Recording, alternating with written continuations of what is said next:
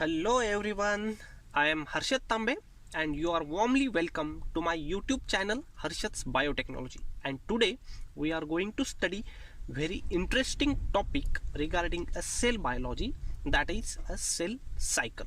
So let's begin. So before starting a cell cycle, we must know what is a cell. So basically, cell is a structural and functional unit of life.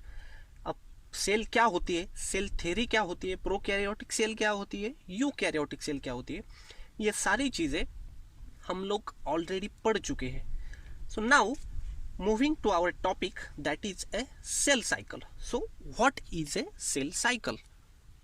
So, it is a series or sequential events happen in a cell which ultimately leads to form a two daughter cell. मतलब हमारे pass कोई एक single sale है और इस sale से अगर दो identical cells form हो रही है, सो इस बीच में ये सेल कुछ इवेंट से पास होती है, उन इवेंट्स को हम सेल साइकिल कहते हैं. ठीक है. So it is a series of sequential events happen in a cell which ultimately leads to form a two daughter cells. ठीक है. So which are those phases, which are those sequential phases? G1 phase, S phase, G2 phase and M phase. ये sequence याद रखना. CSIR net set या फिर DBT में बहुत बार इस sequence के ऊपर क्वेश्चन पूछा जाता है. सो हमारा सीक्वेंस है, सबसे पहले G1 फेज, उसके बाद S phase, then G2 phase and M phase. Before moving to the phases of cell cycle, we must know some basics about animal cell.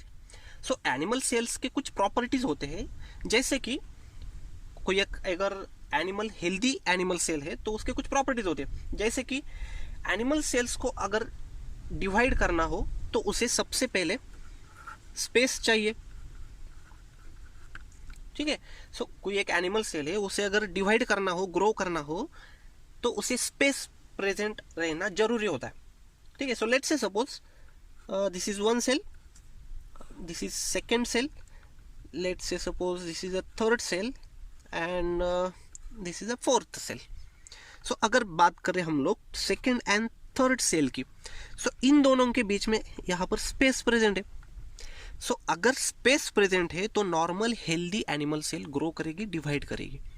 ठीक है. Otherwise it Kul not divide. अगर बात करें हम लोग third end fourth sale की, so इन दोनों के बीच में स्पेस प्रेजेंट नहीं है. सो अगर दो सेल के बीच में अगर स्पेस प्रेजेंट नहीं है तो एनिमल सेल ग्रो नहीं करती. ठीक है. सो सबसे पहली चीज होती है स्पेस, और sometimes we called it as a contact inhibition.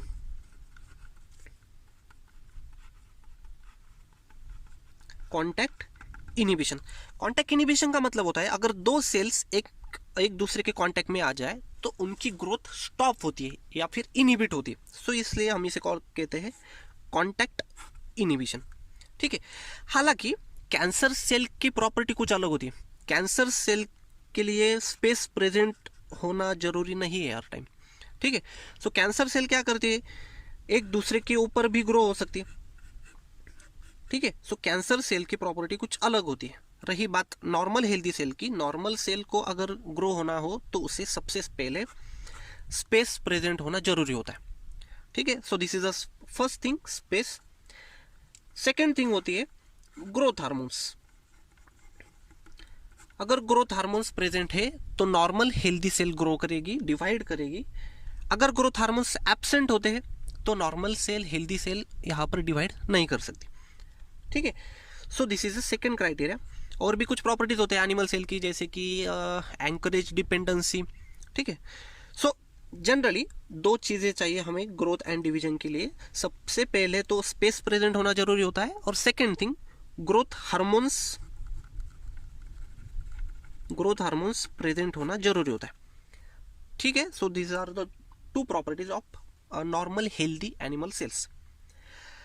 चलो मान लीजिएगा अब हमारे पास ग्रोथ हार्मोन्स भी प्रेजेंट है और स्पेस भी प्रेजेंट है. सो अब हमारी सेल डिवीजन के लिए रेडी है. So these are the sequential events happen in a cell. आता first sequential phase is G1 phase, after that S phase, G2 phase and finally M phase.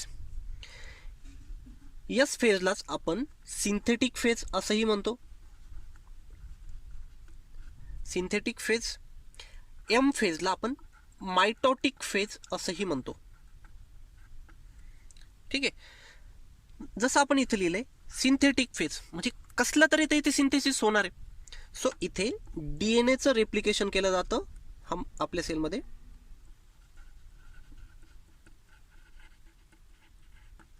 ठीक आहे. So डीएनएचं synthesis केलं जातं किंवा डीएनएचं replication केलं जातं यस फेजमध्ये. आता एक एक फेज आपण जरा सिक्वेन्शियली बघूयात. सगळ्यात पहिल्यांदा जसं आपण म्हटलं सिक्वेन्शियली G1 फेज और गॅप 1 फेज. ओके. आता इथून पुढे कुठल्याच टाईपची गोष्ट आपल्याला पाठ करायची नाहीये. इथे फक्त गोष्टी समजून घ्या, ॲटोमॅटिकली तुम्हाला या गोष्टी समजतील. ठीक आहे. सो सिंपल कन्सेप्ट आहे, जस्ट लक्ष द्या. G1 फेजपासून आपण स्टार्ट करूयात. आता एक गोष्ट, G1 फेजमध्ये कुठल्या कुठल्या टाईपच्या गोष्टी होतात हे आपल्याला बघायचं आहे. त्या अगोदर मी याला काही नेमिंग करू शकतो. जसं की मायटोटिक फेजच्या नंतर येणारी फेज आहे म्हणून मी याला एक नेम देऊ शकतो की पोस्ट मायटोटिक फेज. बरोबर. सिंथेटिक फेजच्या अगोदर येते म्हणून मी याला म्हणू शकतो प्री सिंथेटिक फेज. आता मला प्रश्न हा पडतो की याला गॅप 1 फेज असं का म्हटलं आपण. कारण it is a gap between 2 successive phases, that is M phase and S phase. या 2 फेजमधला गॅप आहे म्हणून आपण याला म्हणतो गॅप 1 फेज. ठीक आहे. आता इथून पुढे जरा मन लावून ऐका. माझं टार्गेट आहे की मला काय करायचं आहे. माझ्याकडे सपोज ही एक माझी सेल आहे आणि ह्या सेलपासनं दुसरी एक आयडेंटिकल सेल मला बनवायची. बरोबर. हेच टार्गेट आहे आपलं. एका सिंगल सेलपासून आपल्याला 2 डॉटर सेल्स बनवायचे आहे आणि याच्या दरम्यान जेवढे काही सिक्वेन्शियल चेंजेस या सेलमध्ये होतील त्याला आपण सेल सायकल असं म्हणतो. सिंपल. राईट. सो माझ्याकडे एक सिंगल सेल आहे सपोज आणि हिच्यापासून दुसरी सेल बनवायची. सो जनरल सेलचं जर स्ट्रक्चर बघितलं तर सेलमध्ये DNA प्रेझेंट असतात, 46 क्रोमोझोम्स प्रेझेंट असतील. जर आपण गोष्टी केली तर आपण ॲनिमल सेलबद्दल बोलतोय, ॲनिमल सेलची सेल सायकल शिकतोय. मायटोकॉन्ड्रिया प्रेझेंट असेल. लेट्स से सपोज याच्यामध्ये 10 मायटोकॉन्ड्रिया प्रेझेंट आहे. ठीक आहे. एंडोप्लाझ्मिक रेटिक्युलम प्रेझेंट असेल, गॉल्गी ॲपरेटस प्रेझेंट असेल. सो एक गोष्ट मला इथे कळते, जर माझ्याकडे ही सेल आहे याच्यामध्ये सपोज 10 मायटोकॉन्ड्रिया आहे, हिला स्वतःचा DNA आहे की 46 क्रोमोझोम्स प्रेझेंट आहे. सो जर मला एक नवीन दुसरी सेल ग्रो करायची, डिव्हाइड करायची किंवा डुप्लिकेट करायची तर त्या सेलमध्ये सुद्धा मायटोकॉन्ड्रिया जायला पाहिजे, तरच आपण तिला आयडेंटिकल सेल म्हणू शकतो. म्हणजे जेवढ्या मायटोकॉन्ड्रिया जेवढे क्रोमोझोम्स ह्या सेलमध्ये असतील तेवढेच क्रोमोझोम्स तेवढेच मायटोकॉन्ड्रिया ह्या सेकंड सेलमध्ये पण गेले पाहिजे. राईट. सो माझ्या सगळ्यात पहिल्यांदा एक गोष्ट कळते, जर माझ्याकडे जेवढे ऑर्गॅनल्स असतील, जेवढा DNA असेल तेवढं सगळं मला अगोदर डुप्लिकेट करावं लागणार आहे, तरच मी काय करू शकतो, हाफ ऑर्गॅनल्स ह्या सेलमध्ये, हाफ ऑर्गॅनल्स दुसऱ्या सेलमध्ये पाठवू शकतो. Isn't it. सो सगळ्यात पहिली गोष्ट G1 फेजमध्ये काय केलं जातं, तर ऑर्गॅनल्सचं डुप्लिकेशन केलं जातं. Organelles are duplicated. ऑर्गॅनल्सचं डुप्लिकेशन केलं जातं. ठीक आहे. आता सेकंड थिंग काय केली जाते. आता गोष्टी सिंपल आहेत. एक एक्झाम्पल घेऊयात. लेट्स से सपोज माझ्या घरी एखादं उद्या फंक्शन आहे. लेट्स से सपोज माझ्या घरी एखादी मॅरेज पार्टी आहे उद्या. सो काय केलं जातं, माझ्या घरी मी काय करणार आहे, त्या मॅरेज पार्टीसाठी मी सपोज एक काहीतरी स्वीट डिश ठेवली. सो कुठल्याही टाईपचे प्रिपरेशन्स असतील मॅरेज ॲनिव्हर्सरीसाठी किंवा जे काही फंक्शन असेल ते त्याच्यासाठी, मग ते मे बी डिश असेल, जेवण असेल वगैरे. सो या सगळ्याची तयारी मी आधी करून ठेवतो. बरोबर आहे. सेम थिंगमध्ये इथे पण केलं जातं. इथे जर दुसऱ्या दिवशी सेकंड फेजमध्ये इथे काहीतरी इव्हेंट होणार आहे. सिंथेटिक फेजला काहीतरी इव्हेंट होणार आहे. कुठला, DNAचं रेप्लिकेशन होणार आहे. मायटोटिक फेजला काहीतरी सेलचं डिव्हिजन होणार आहे. सो काहीतरी इव्हेंट होणार असेल तर त्या इव्हेंटच्या अगोदर त्याची तयारी केली जाते. ठीक आहे. सो इथे पण सेम, जर यस फेजला उद्या जर काहीतरी इथे एखादा इव्हेंट होणार असेल तर ह्या इव्हेंटसाठी लागणारी सगळी तयारी त्याच्या आधी केली जाईल. ठीक आहे. मग कुठल्या टाईपचा इव्हेंट होणार आहे नेक्स्ट फेजला? सिंथेटिक फेजला डीएनएचं रेप्लिकेशन होणार आहे. मग एक गोष्ट मला कळते, जर डीएनएचं रेप्लिकेशन यस फेजला होणार आहे तर त्याच्या अगोदरची फेज जी असेल G1 फेज, या G1 फेजला रेप्लिकेशनसाठी लागणारे सगळ्या गोष्टी या G1 फेजला बनतील. ठीक आहे. सो इथे काय बनतील? Machineries required for DNA replication. मग डीएनएच्या रेप्लिकेशनसाठी लागणाऱ्या सगळ्या गोष्टी, मग ते प्रोटीन्स असतील, काही डिफरंट टाईपचे एन्झाईम्स असतील, हे सगळे कुठे सिंथेसिस होतील तर तुमच्या G1 फेजमध्ये होतील. ठीक आहे. सो इथे लिहितो मी proteins, enzymes which are required for DNA replication. So that all things are synthesized in the G1 phase. जर प्रोटीन्स इथे सिंथेसिस होत असेल तर मला एक गोष्ट पुन्हा एकदा कळते, जर प्रोटीन मला सिंथेसिस करायचे असतील तर मला अगोदर काहीतरी त्याचे mRNA पाहिजे. बरोबर. प्रोटीन सिंथेसिसची प्रोसिजर तुम्ही शिकलाय, रेप्लिकेशन, ट्रान्सक्रिप्शन आणि ट्रान्सलेशन. मग ट्रान्सक्रिप्शनमध्ये डीएनए पासून mRNA प्रोड्यूस केले जातात, ट्रान्सलेशनमध्ये mRNA पासून प्रोटीन्स प्रोड्यूस केले जातात. सो एक गोष्ट मला इथे कळते की मला mRNA लागतील स्पेसिफिक, rRNA लागतील आणि tRNA सुद्धा लागतील. सो या सगळ्यांचं सिंथेसिस या तुमच्या G1 फेजला केलं जातं. ठीक आहे. पाठ करण्याजोगी गोष्ट इथे कुठलीच नाही आहे, जस्ट गोष्टी समजून घ्या. जर ऑर्गॅनल्स डुप्लिकेशन करायचं आहे सो ते G1 फेजला होणार आहे. रेप्लिकेशन मला पुढच्या दिवशी करायचं आहे तर पुढच्या फेजमध्ये करायचं आहे, तर त्याच्या अगोदर ते रेप्लिकेशनसाठी लागणाऱ्या सगळ्या गोष्टी मी आधी सिंथेसिस करून घेणार आहे. ठीक आहे. मग यातलंच एक एक्झाम्पल लिहितो मी इथे, हेलिकेज, की जे डीएनए रेप्लिकेशनसाठी लागतं. ठीक आहे. सो एक गोष्ट लक्षात ठेवा, इथे तुमच्या CSIR नेटला, सेट, DBT किंवा गेटला पण 2-2 मार्कला बऱ्याचदा हा क्वेश्चन विचारलाय की हेलिकेजची लोडिंग किंवा एंट्री ही कुठल्या फेजला केली जाते. ठीक आहे. सो हेलिकेजची लोडिंग हे असं एक एन्झाईम आहे की जे डीएनएच्या रेप्लिकेशनसाठी लागतं. डीएनएचे दोन्ही स्ट्रँड एकमेकांपासून सेपरेट करण्यासाठी एक एन्झाईम लागतं, ज्याला हेलिकेज म्हटलं जातं. सो या हेलिकेजचं मेन फंक्शन यस फेजला आहे. डीएनएच्या रेप्लिकेशनसाठी लागतं म्हटल्यानंतर त्याचं मेन फंक्शन हे यस फेजला आहे. पण त्याचं लोडिंग किंवा त्याची एंट्री किंवा त्याचं सिंथेसिस हे कुठे केले जाणार आहे? सगळ्यात महत्त्वाची गोष्ट हे G1 फेजला. ठीक आहे. सो ही एक गोष्ट लक्षात ठेवा. आता नेक्स्ट थिंग, इथे एक गोष्ट लक्षात ठेवा अजून एक, इथे सीडीकेज सिंथेसिस केले जातात. All types of CDKs are synthesized in G1 phase. आता हे सीडीके काय आहेत? सायक्लिन डिपेंडंट कायनेजेस. ही सीडीके काय, सायक्लिन्स काय, हा आपला नंतरचा पार्ट आहे. ठीक आहे. त्या टायमाला आपण याला डिटेलमध्ये गोष्टी बघूयात. फक्त आता एक लक्षात ठेवा, सगळे सीडीके हे कुठल्या फेजला बनलेत? G1 फेजला. मग आता एवढ्या सगळ्या गोष्टी जर ह्या G1 फेजला सिंथेसिस होत असेल तर एक गोष्ट मला पुन्हा एकदा कळते की सेलची साईज ही ॲटोमॅटिकली काय होणार आहे? इन्क्रीज होणार आहे. का? कारण एवढ्या सगळ्या गोष्टी जर G1 फेजला बनत असतील तर ॲटोमॅटिकली सेलची साईज इन्क्रीज होणार आहे. ऑर्गॅनल्स डुप्लिकेट होत आहे, बरोबर, खूप सगळ्या प्रोटीन्स सिंथेसिस होत आहे, एन्झाईम सिंथेसिस होत आहे, तर साहजिकच सेलची साईज इथे इन्क्रीज होणार आहे. ठीक आहे. आता नेक्स्ट प्रश्न पडतो की G1 फेजसाठी जनरली किती टाईम पिरियड लागतो? नॉर्मल हेल्दी ॲनिमल सेल घेतली तर total animal healthy cell divide होण्यासाठी जवळपास 24 आवर्स लागतात. ठीक आहे. त्यापैकी जर G1 फेजची जर गोष्ट केली आपण तर G1 फेजला नियर अबाउट 11 to 12 आवर्स लागतात कम्प्लिशन होण्यासाठी. ठीक आहे. So this is all about your G1 phase. So what happened in G1 phase? What is G1 phase? It is a gap 1 phase. It is also called as a post-mitotic phase or pre-synthetic phase. Okay, so organelles are duplicated here. Then what type of synthesis that could be happen here? Machinery is required for the DNA replication. मग DNA replication साठी लागणारे proteins असतील, enzymes असतील, mRNA, rRNA, tRNA हे सगळे कुठे synthesis केले जातील? G1 फेज मध्ये. मग DNA replication साठी लागणारे एक एन्झाईम आहे हेलिकेज. त्या हेलिकेजची लोडिंग कुठे होणार आहे? पुन्हा एकदा G1 फेजला होणार आहे. ठीक आहे. Next thing that is all CDKs are synthesized in your G1 phase. ठीक आहे. मग एवढं सगळं जर सिंथेसिस होत असेल तर साहजिकच सेलची साईज काहीतरी इथे इन्क्रीज होणार आहे. Okay, so this is all about your G1 phase. Now moving towards the S phase. आता S फेजची जर गोष्ट केली तर S फेजला आपण म्हटलं सिंथेटिक फेज. मग सिंथेटिक फेजमध्ये काहीतरी सिंथेसिस होणार आहे साहजिकच. मग कसलं सिंथेसिस होत आहे इथे, तर मेन इव्हेंट तुमच्या DNAचं रेप्लिकेशन केलं जातं. जसं मी इथे बोललं की जर आयडेंटिकल सेल मला दुसरी सेल बनवायची असेल तर मला अगोदर ऑर्गेनल्स डुप्लिकेट करावं लागणार आहे. माझे क्रोमोझोम्स असतील, DNA असेल तर तो DNA सुद्धा रेप्लिकेट करावा लागणार आहे, कारण मला नवीन सेल जी बनवायची तिच्यामध्ये सुद्धा DNA गेला पाहिजे, राईट. सो ऑर्गेनल्सचं डुप्लिकेशन तर G1 फेजला झालं.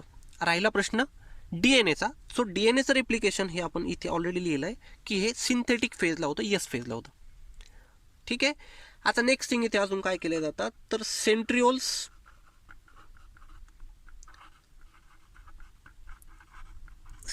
R also duplicated over here. आता सेंट्रिओल्स काय असतात, सेंट्रिओल्स जनरली ॲनिमल सेलमध्ये प्रेझेंट असतात. प्लांट सेलमध्ये सेंट्रिओल्स हे ॲबसेंट असतील. ठीक आहे. सो हे सेंट्रिओल्स आपल्याला जनरली मायटोटिक स्पिंडल फायबर वगैरे यांच्या सिंथेसिससाठी नंतर लागणाऱ्या गोष्टी आहेत. ठीक आहे. सो हे जरा नंतर डिटेलमध्ये बघूयात.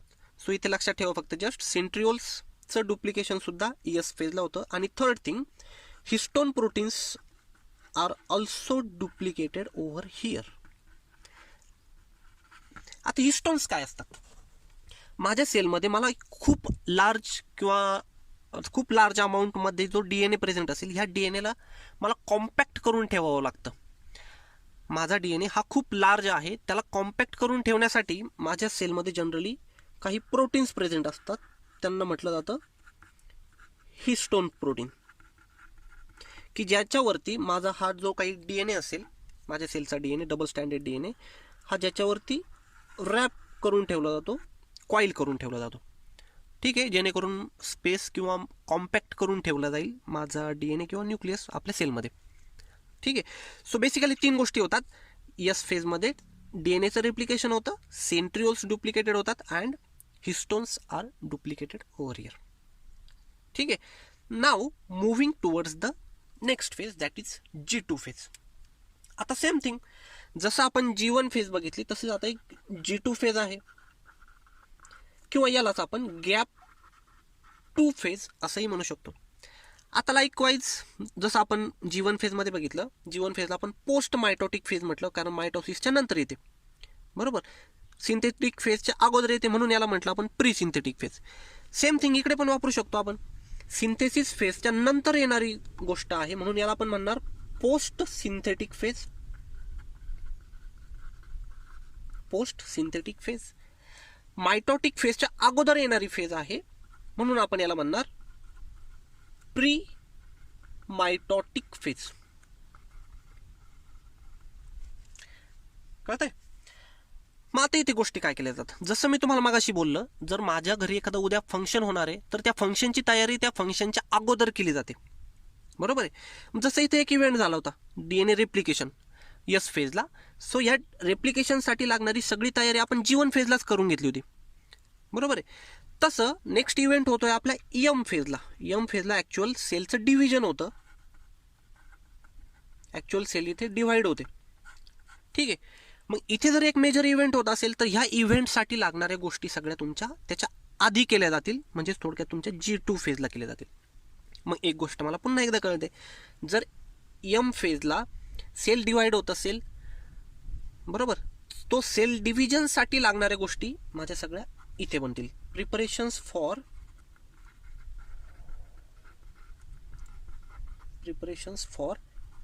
M phase. मग आता एक जनरलच्या गोष्टी असतात, मला एक गोष्ट कळते की सेल डिव्हिजनचे जनरली 2 टाईप्स असतात. Either it could be a mitosis और मिओसिस, राईट. मग मायटोसिससाठी लागणाऱ्या ज्या काही गोष्टी असतील त्या सगळ्या G2 फेजमध्ये सिंथेसिस केल्या जातील. ठीक आहे. मग जसं की काही प्रोटीन्स लागतील मला, काही एन्झाईम्स लागतात, एखादा प्रोटीन्स मायक्रोट्युब्युल्स लागतात, मायक्रोट्युब्युल्स किंवा ट्युब्युलिन्स प्रोटीन्स लागतील मला, काही एन्झाईम्स लागतील. सो हे सगळे कुठे सिंथेसिस केले जातात तर G2 फेजला सिंथेसिस केले जातात. ठीक आहे. लक्षात ठेवण्यासाठी गोष्ट सिंपल आहे, जो इव्हेंट नंतर होणार आहे त्या इव्हेंटची तयारी त्याच्या आधीच्या फेजमध्ये केली जाते. ठीक आहे. मग जर एम फेजला सेल डिव्हिजन होते तर सेल डिव्हिजनची सगळी मशिनरी असेल, तयारी असेल, ती सगळी त्याच्या अगोदरच्या फेजमध्ये केली जाईल. कुठल्या? G2 फेजमध्ये. ठीक आहे. So it is A post mitotic phase. It is also called as a pre post synthetic phase or pre mitotic phase. What type of preparations that took place here? Preparations for M phase, that is microtubules and tubulin proteins are also synthesized over here. मग त्याच्यासाठी लागणारे काही enzymes असतील, proteins असतील, काही mitosis मिओसिससाठी लागणारे, हे सगळे कुठे सिंथेसिस केले जात आहे? G2 फेजमध्ये. मग आता प्रश्न मला पुन्हा एकदा पडतो, जर प्रोटीन सिंथेसिस होत असतील तर प्रोटीन्ससाठी मला पुन्हा एकदा काहीतरी mRNA लागतात, rRNA लागतील, tRNA लागतील.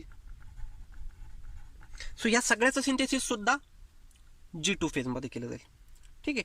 आणि जर आपण एक गोष्ट बघितली तर G2 फेजला जवळपास 4 to 5 hours लागतात कम्प्लिशन होण्यासाठी. तसंच यस सिंथेटिक फेजची जर गोष्ट केली तर यस फेजसाठी आपल्याला नियर अबाउट 6 to 8 hours लागतात. ओके.